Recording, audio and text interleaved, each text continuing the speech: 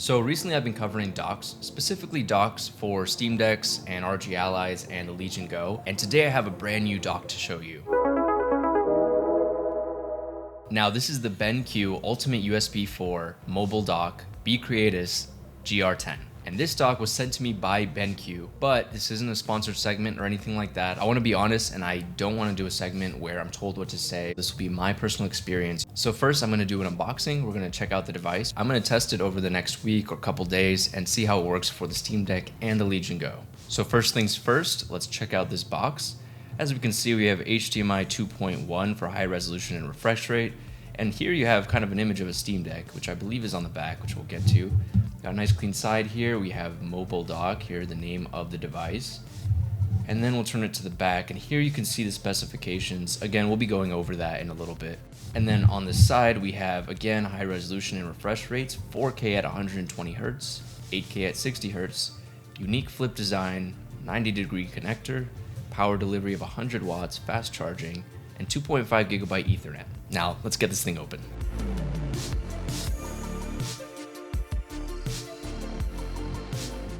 So pull it out here. Let's see what we got. We got the side there. There we go. And here we have BeCreatus. There we go. A little bit of a struggle, but we got it. Let's move the box out of the way. And here it is. Pop it out. And very simple. It looks like we just got the dock nice and wrapped in like a little bit of a thin paper. And let's take this off. All right. I'm just gonna go ahead and rip it. It's all right, we won't need it again. All right, we got a little bit of weight to it, which I always like because you're putting these heavy devices into the dock, so it's nice when you feel the weight and you know it can support the weight of something like a Legion Go. All right, and here it is, BenQ, BeCreatus. We got some ports here, the power delivery in, HDMI, USB, and an Ethernet connection, USB. I haven't seen too many docks that have just a little spot for the cable. There we go.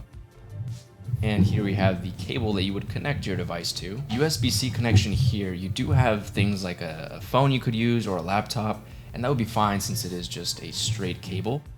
But the 90-degree connector is right here. We'll get into it a little more, and I just noticed here on the side we do have another USB-C port.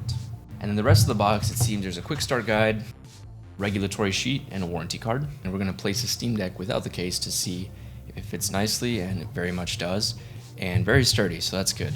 And I'm going to place the cable into the top USB-C port. And as you can see, that 90-degree connector is very helpful, so you're not twisting the cable in kind of a way that might affect it. The price of the dock is $109. For specs, we have a USB-C with a power delivery of 100 watts, HDMI 2.1, 8K at 60 Hz, 4K at 120 Hz, and 1080p at 360 Hz. We have two USB-A ports, one Ethernet port that supports 2.5 gigabytes per second, and here on the left side of the device, another USB-C port. Setting up the dock is incredibly easy. Here I use the official Steam Deck charger for the USB-C power delivery in port, and then I connected the HDMI cable, set up the Steam Deck on the stand, and used the cable with the 90-degree connector to plug it into the Steam Deck.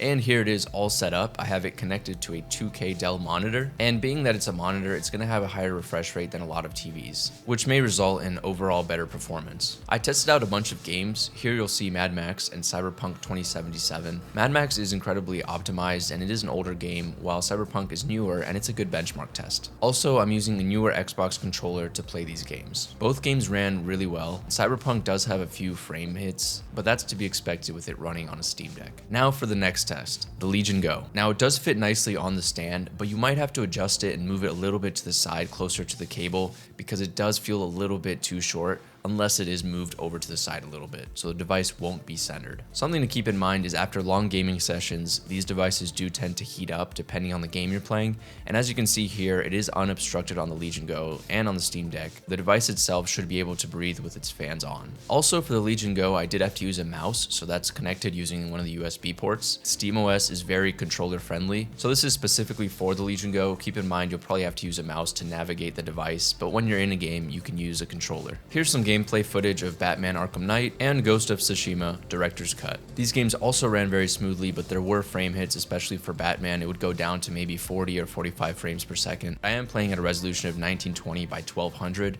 so of course if you lower the resolution and play around with the settings, you'll get better performance.